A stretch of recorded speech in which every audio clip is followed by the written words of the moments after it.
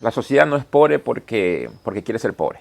La sociedad es pobre porque no tiene oportunidades. Tiene que entender que un voto es importante y eso significa estar en política. De que exigir un derecho es importante. Eso significa ser político. Las comunas son las organizaciones más fuertes y con más experiencia en la provincia de Santa Elena. Momentos como, por ejemplo, claves en la provincia de Santa Elena como la provincialización. Fueron las comunas que se levantaron, que se movilizaron y que también fueron artífices para que Santa Elena sea considerada hoy en día provincia. Deslegitimado la importancia de la política. La política es el arte de servir. No, la política no es equivalente a corrupción. Lenín Mera va a proponer una ley y esa ley se va a hacer efectiva cuando vaya a la asamblea porque se necesita votos. O sea, no la ley puede estar magistral, pero las otras personas no la quieren. Así la dan de baja. Es importante decirle esto a la ciudadanía. Una ley no se la hace en una semana. Una ley se la hace en 1 año o 2 años. Y también se le estaba haciendo un juicio político al presidente de la República por los mismos motivos y él sí tiene esa facultad antes de ser censurado, por supuesto, de que dijo yo no me voy a ir todavía, váyanse ustedes, y decretó la muerte cruzada. Es muy duro, no solo por la violencia que aqueja a todo el país, ¿no? La violencia común, la violencia organizada que existe, sino también por la violencia política. No podemos ser indiferentes a lo que está pasando en estos momentos. Desde los 16 años ya tenemos esa oportunidad de poder contribuir a la democracia y poder contribuir a tener un mejor gobierno, un mejor país. Estamos en otro programa de Ecuador Elige. Estamos con Lenín Mera. Cuénteme un poco de su vida para las personas que no lo conocen. Bueno, soy de Santa Elena, nací en Zapotal, me crié en Zapotal, estudié en Guayaquil, el colegio y la universidad, y de ahí vine a hacer mi profesión y por supuesto a servir a la provincia de Santa Elena. Tuve la oportunidad de ser director provincial del Ministerio de Agricultura, Ganadería, Acuacultura y Pesca en el gobierno de la Revolución Ciudadana. Luego participé en varias instancias políticas y finalmente en el año 2021 fui electo mayoritariamente por los habitantes de Santa Elena como asambleísta, también representando a la Revolución Ciudadana, hasta que vino el gobierno de Guillermo Lasso, hasta que se decretó la muerte cruzada el 17 de mayo, que nos regresamos a la provincia a ser parte de esta campaña para recuperar la patria el 20 de agosto. En lo que investigamos un poco de usted es comunero. ¿Qué es comunero y qué se siente serlo? Bueno, las comunas en el país son organizaciones que tienen una estructura fuerte, que tienen una estructura orgánica y que permiten tener un ambiente de solidaridad, de apoyo y también de organización dentro de una comunidad, dentro de un recinto. En Santa Elena hay 70 comunas. Yo soy miembro de una de esas 70 comunas, la comuna Zapotal, y eso nos ha permitido tener también experiencia no solo para el tema del servicio, en lo que es la profesión, sino también en la organización que tiene toda estructura, movimiento político o organización social.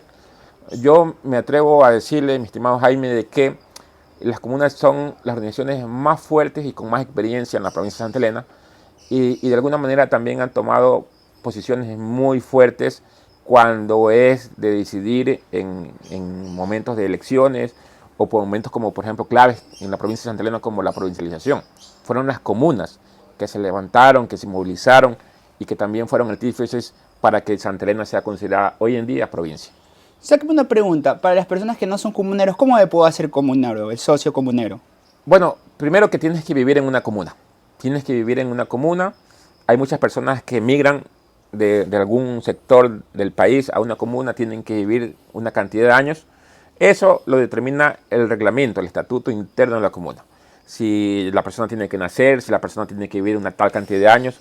Y por supuesto que mediante una asamblea, no es que tú vas y te dices yo quiero ser socio y el presidente te dice ya eres socio. No, aquí tienes que presentar una solicitud, ir a la comuna en una asamblea nacional, en una asamblea comunal general que se llama Asamblea General de Comuna, y ahí el presidente, el secretario de la comuna lee el oficio. El señor Lenín Mera presentó un oficio que quiere ser socio y la asamblea te dice en ese momento, sí, aceptamos, te dan tu posición y ya eres comunero. Y ahí sí tienes que cumplir también, no es solo de ser comunero ya, sino que tienes que cumplir con haberes, con cuotas que son para gestión interna con también mingas, con actividades que vienen realizando las comunas por todo el tiempo, ¿no? Las comunas se reúnen 12 meses al año, 12 veces al año, una vez por mes. Asambleas ordinarias, hacen las asambleas extraordinarias de acuerdo a la situación. Por ejemplo, a veces hay muchos problemas de tierras, asamblea extraordinaria. Hay temas para preparar una actividad, asamblea extraordinaria. Y eligen su cabildo una vez al año. O sea, cada año eligen un cabildo, que son formados por 5 personas y esas 5 personas son los que dirigen, las que gestionan, los que organizan todas las actividades dentro de la comuna. También quería preguntarles, según el INEC, dicen que somos de las 3 provincias más pobres del país. ¿Cuáles serían la planificación para poder no ser pobres? Bueno, hay que invertir en los grupos más vulnerables. La sociedad no es pobre porque quiere ser pobre. La sociedad es pobre porque no tiene oportunidades.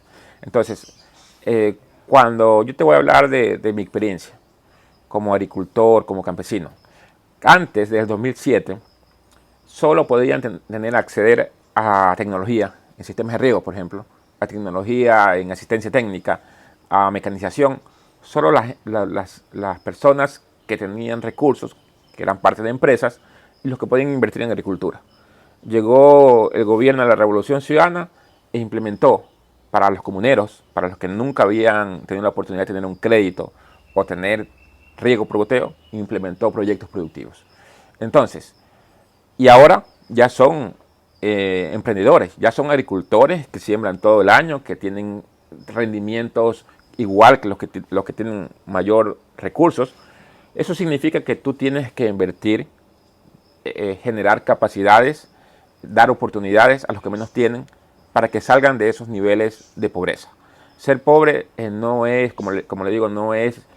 la pobreza viene por no tener oportunidades. Y la pobreza no solo se mide en el tema productivo, sino también en los recursos y servicios que tiene. ¿Por qué es considerada Santa Elena una provincia pobre? Porque no tiene acceso a agua potable, que es una causal de la desnutrición crónica infantil. ¿Por qué es considerada Santa Elena una provincia pobre? Porque no tiene acceso a recursos como el agua para riego. Entonces, ¿por qué Santa Elena es una provincia pobre? Porque no se ha generado la suficiente capacidad para poder generar de empleo. Usted vea que aquí la mayoría de profesionales que salen de la Universidad de Santa Elena van y buscan el municipio, buscan la prefectura, buscan el servicio público para poder trabajar. ¿Por qué? Porque aquí usted no tiene nunca se ha fomentado el la incentivo generación de empresarial empleo a través de las empresas. Y cuando una empresa viene a invertir aquí en la provincia, cuando tiene condiciones, los municipios, el gobierno genera una seguridad jurídica, una normativa clara. Hay mucho, aquí yo he conversado con muchos empresarios que dicen, a mí me cobra una tasa el municipio, me cobra una tasa Senagua para poder emprender mi negocio. Tributos por aquí, tributos por allá. Entonces, nosotros necesitamos tener una normativa bien clara, tenemos que tener incentivos para que el sector empresarial venga a invertir en Santa Elena, implemente infraestructura y genere mano de obra, que es lo que hace falta en Santa Elena. Hay muchos profesionales, hay muchos jóvenes que tienen que emigrar a otras partes del país porque no tienen oportunidades laborales en la provincia. También me están contando que usted ahorita está candidato a la asamblea. Cuénteme un poco de ese rol. ¿Por qué ser político si la gente a veces le asquea esa parte? Sí, lamentablemente, cierto sector político mismo y de la prensa han deslegitimado la importancia de la política. La política es el arte de servir. No, la política no es equivalente a corrupción, no es equivalente a ineficiencia, no equivale a servirse y dejar de servir al pueblo. La política es el arte de servir, el arte de gobernar. Y para poder gobernar, el que gobierna es el que dirige, en este caso, el Estado. Entonces, ¿qué tan importante es la política para todos los ciudadanos de un país? Que en el momento que uno nace, tiene la oportunidad de tener un servicio médico.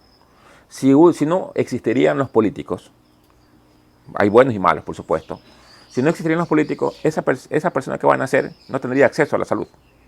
Porque la salud, la educación, la seguridad, depende de qué tan bueno sea el político, en este caso el gobernante, que dirija un Estado. Yo le hago una comparación. Usted me puede decir que entonces mañana va un jugador de fútbol a un equipo de fútbol y mañana usted va a decir, porque ese jugador falló, entonces el deporte como tal Es malo. es malo. Lo mismo pasa en política. Hay políticos que no cumplen su función, que son malos, hablando en ese tema comparativo. Entonces no puede usted decir que toda la política es mala. Lo que pasa, ahí sí hay una corresponsabilidad de la ciudadanía que tiene que entender que un voto es importante y eso significa estar en política. De que exigir un derecho es importante. Eso significa ser político. Y por supuesto, estar en un cargo también es ser política. Entonces, aquí todos dependemos de la política. A mí me asusta mucho cada vez que yo veo una persona que dice, no, yo trabajo para mí y a mí no me importa el resto. A mí de nada me sirve la política, porque yo con mi plata, yo trabajo y con mi plata hago lo que quiero. No, porque si usted va mañana, usted trabaja, tiene un trabajo, se gana su sueldo, se va a comprar al supermercado, trae su comida, pero después va a salir, va al centro y lamentablemente pasa por su vehículo una bala perdida y lo mata. Eso es culpa de la política, porque no hay gobernantes que estén preocupados de dar seguridad.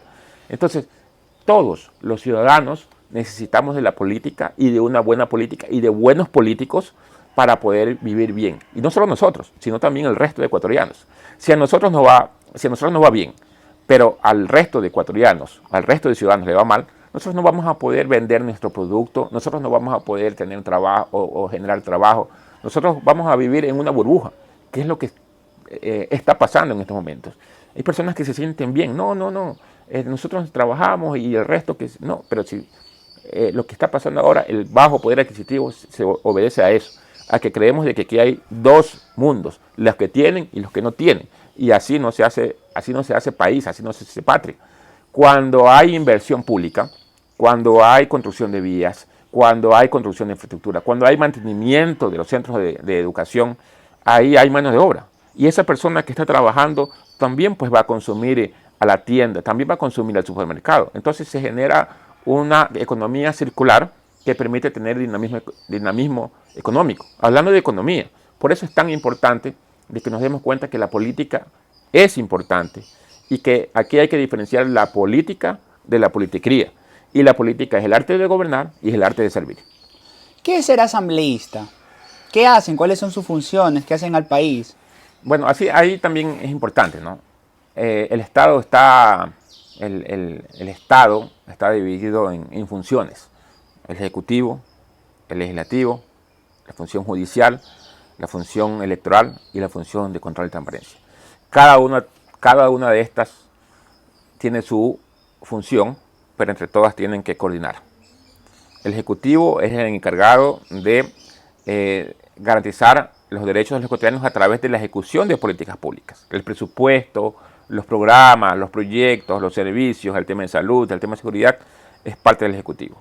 La Asamblea tiene un rol bien claro que es el de legislar y fiscalizar. Primero, en el tema de legislación, hay muchas leyes que se han venido aprobando desde hace muchos periodos atrás. Hay leyes como la Ley de Comunas, por ejemplo, que está vigente desde 1937 y tienen una reforma en el 2004. Hay leyes que fueron aprobadas en el periodo legislativo pasado, en el 2020. O sea, hay un sinnúmero de leyes. ¿Qué se necesita? Primero, de que todas estas leyes que están se cumplan. La cumplan todos los ciudadanos y todos los funcionarios que están en las diferentes funciones del Estado. Pero también se necesita reformar leyes, porque no es lo mismo hablar de seguridad en este momento que hablar de seguridad en los años 80 o en los años 90. Por eso es que la mayoría de proyectos de ley que se presentan no son proyectos de ley nuevos, son reforma al proyecto del Código Orgánico Integral Penal, reforma a la Ley de Seguridad Social, reforma a la Ley Laboral, etc. O sea, son reformas que se hacen de acuerdo a las condiciones y a los momentos que vive actualmente el país. Ese es el tema de legislación. Son 15 comisiones que hay en la Asamblea Nacional. cada uno tiene su eje para procesar, para debatir, y está conformada por 9 asambleístas. Somos 137 asambleístas, y es importante decirle esto a la ciudadanía. Una ley no se la hace en una semana. Una ley se la hace en 1 año o 2 años. De acuerdo son los procesos ordinarios que hay que cumplir, porque hay que cumplir una serie de pasos. Entre ellos, conversar, dialogar, hacer conocer a la ciudadanía que puede salir beneficiada o afectada con esas reformas. Y una ley se aprueba con 70 votos. No es que decir que Lenín Mera va a proponer una ley y esa ley se va a hacer efectiva cuando vaya a la asamblea, porque se necesita votos. O sea, no la ley puede estar magistral, pero las otras personas no la quieren, así la es. dan de baja. No, aquí no se trata de intenciones, aquí se trata de tener mayoría. Y el cabildeo. Pero sobre todo una mayoría, ¿no? Por eso nosotros también, haciendo un poco de relación a lo que queremos conseguir, es conseguir una gran mayoría en la Asamblea Nacional que permita viabilizar todos los proyectos de ley que sean presentados por nuestra bancada, la bancada de la Revolución Ciudadana. Y algo también muy importante de decirle a los ciudadanos, que de acuerdo a lo que hemos podido conversar con los ciudadanos ahora que estamos en esta pre-campaña, es de que dicen, pero usted para Santa Elena, los asambleístas de Santa Elena no han hecho nada para Santa Elena, no han hecho leyes para Santa Elena. Eso me le han dicho. Ahora último, ¿no? Me parece raro, porque también tienen que conocer los ecuatorianos que las leyes no se las hace por provincias. Se las hace para todos. Las leyes se las hace para todos, ¿sí? Las leyes son generales para todos los ecuatorianos. Garantiza derechos para todos los ecuatorianos. Pero que benefician una provincia más y otra menos. No, porque al final del día los derechos son iguales para todos. Sí. Entonces, no está, hay una confusión en el sentido de que tú vas a legislar para Santa Elena, tú vas a legislar para el país. Por supuesto, de que si yo voy a hacer una reforma que garantice o que mejore el sistema de seguridad o el sistema de justicia, eso va a servir para Santa Elena porque estamos afectados por la inseguridad. Pero en tal caso, las normativas que se aprueban en la Asamblea Nacional son generales. O sea, nadie aquí, alguien te miente si te dice, yo voy a legislar para Santa Elena. Vamos a legislar para Santa Elena y para el país. Pero no vamos solo a legislar, no vamos a crear leyes solo para Santa Elena. Segundo, también mucha gente se confunde de que el asambleísta tienes que darle trabajo. O sea, que tú tienes la capacidad para poder ubicar a una persona en el ministerio tal. ¿Ya? El asambleísta está prohibido, tiene una prohibición en la misma ley de tráfico de influencia. Esto es decir, bueno, señor, póngame a trabajar a esa persona ahí. Eso es una prohibición, pero la gente está confundida de que tú como asambleísta tienes que gestionar eso, que si no eres un mal asambleísta. Al contrario, eres un mal asambleísta si te tomas una atribución que tienes prohibido. Y tercero, el asambleísta no hace obras. También es. Ustedes los asambleístas no hacen obras. Ustedes los asambleístas no dan seguridad. No es nuestra competencia. También es tráfico de influencia. Es decir, a cambio de mi voto, tú contrúyeme este puente, este hospital. Eso también es prohibido. Entonces, aquí hay que tener bien claras cuáles son las funciones del asambleísta, que es legislar, y la otra es fiscalizar. Fiscalizar si puedes. Mañana hay un mal servicio en el hospital Liborio Panchana, aquí en Santa Elena, o en cualquier hospital del país. Y a ti te dicen, o tú vas a contratar, o te dicen, mire señor, esto está pasando. Tú tienes toda la obligación y responsabilidad de pedir que comparezca ante una comisión o pedir información por escrito a ese ministro, al ministro, no al director, no al gobernador, al ministro, que te dé la información qué está pasando. Y la acción de fiscalización no es para perseguir a nadie, como se pretende también decir, como dijo Guillermo Lasso, de que la Asamblea Nacional había obstaculizado el trabajo porque pasaban los ministros en la Asamblea Nacional. No.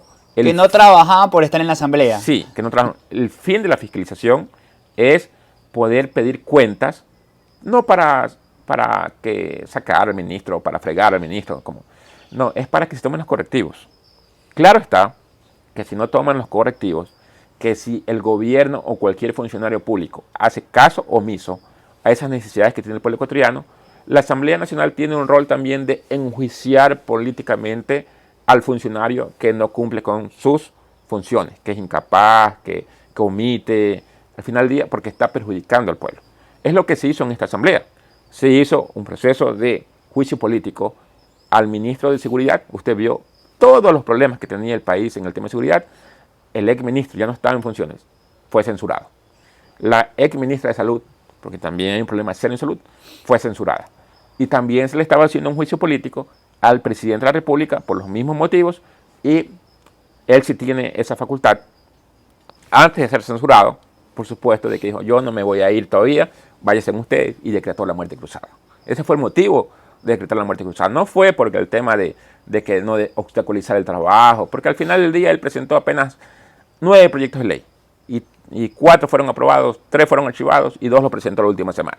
Y lo que decía es que si ya se iba a la asamblea iba a mejorar el país, pero cada vez está empeorando. Claro, por supuesto. Al final del día, lo poco que podía hacer la asamblea fiscalizando, ya no está ahora. Entonces ahora el presidente Guillermo Lasso siempre dijo de que si se hacía la ley tal, la ley del uso progresivo de la fuerza, iba a mejorar la seguridad. Que si se aprobaba tal ley, iba a mejorar la seguridad. Que si pasaba la consulta, que bueno, no pasó por suerte, y por suerte del país, iba a mejorar la seguridad. Entonces al final del día pasó mintiendo.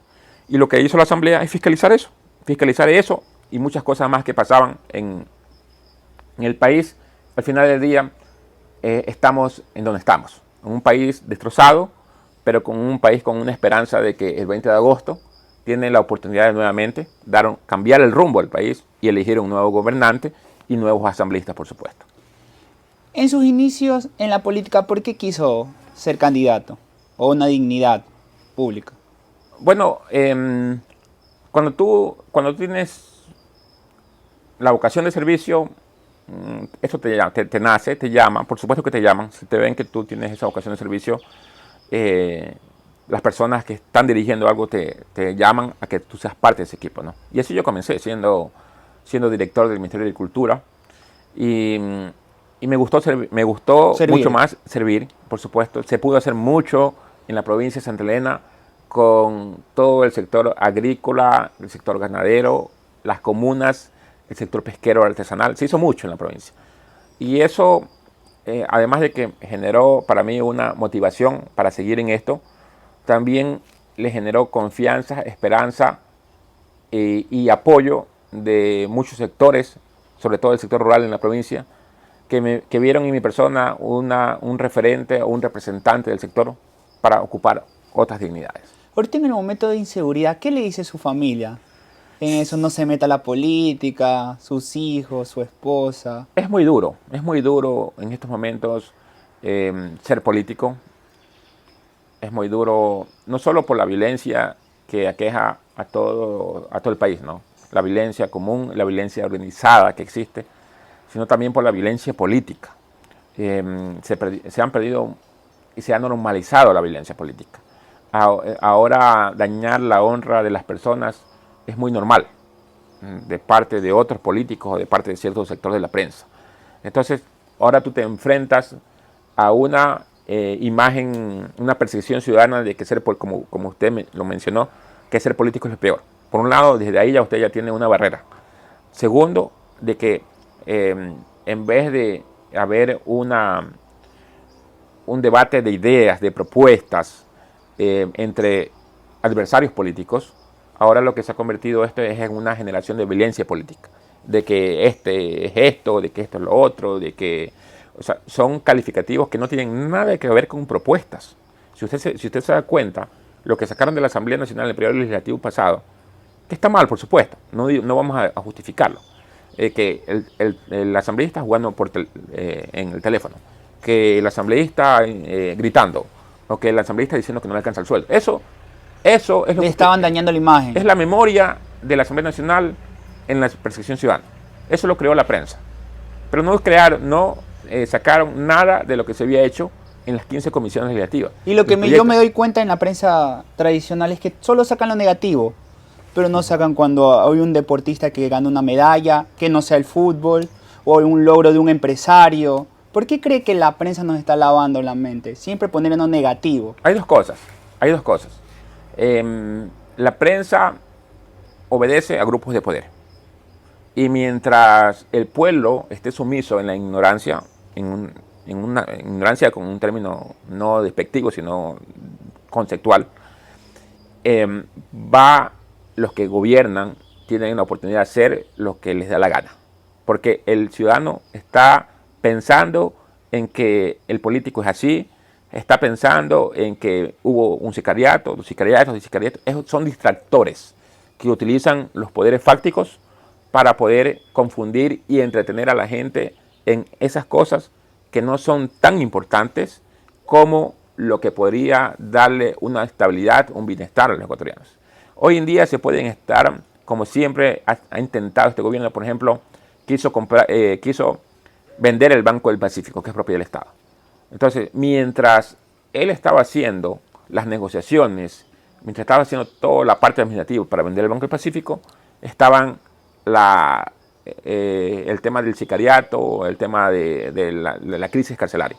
Y todo el mundo estaba concentrado en eso, todo el mundo está concentrado. Pero en cambio, el gobierno y los otros grupos económicos, fácticos, están destruyendo el país. Entonces, lo que hace la prensa es distraer al ciudadano y también generar morbo, lamentablemente generar morbo para que la ciudadanía esté metido en eso y no se dé cuenta de lo que verdaderamente está afectando o se deja de hacer para beneficiar a toda la sociedad. Para ya cerrar la entrevista, algo que yo no le he preguntado, pero le quiere decir a las personas que van a ver el video. Sí, bueno, hay que analizar un poco más, comprender un poco más lo importante que es la política y lo importante que es también ser parte de. No podemos en este momento quedarnos siendo testigos de lo bien o mal que se hace en el país, sino que tenemos que ser parte de. No podemos ser indiferentes a lo que está pasando en estos momentos. Desde los 16 años ya tenemos esa oportunidad de poder contribuir a la democracia y poder contribuir a tener un mejor gobierno, un mejor país con un voto. También tenemos espacios de participación ciudadana que están consagrados en la Constitución y en varias normativas que nos permiten a nosotros también, mediante mecanismos de participación ciudadana, ser parte de la ejecución de esas políticas públicas que van a beneficiarnos a nosotros como personas, o a nuestros hijos, o a nuestros hermanos, a nuestros padres, a nuestros abuelitos. Todo depende de la política. Y no podemos sentirnos aislados, indiferentes, o siendo mucho más drásticos, rechazar esto. Tenemos que ser parte de. Hay muchas cosas que tenemos que resolverlos todos en conjunto. Y esta es una gran oportunidad, este 20 de agosto. Tenemos que comenzar a entender de que tenemos que estar unidos para poder salir de esta crisis que actualmente vive el país. Muchas gracias, gracias Lenín, gracias a todas las personas que están viendo el video. No se olviden de suscribirse, darle like para que el video llegue a más personas. Muchas gracias. Gracias, Jaime. Muchas gracias.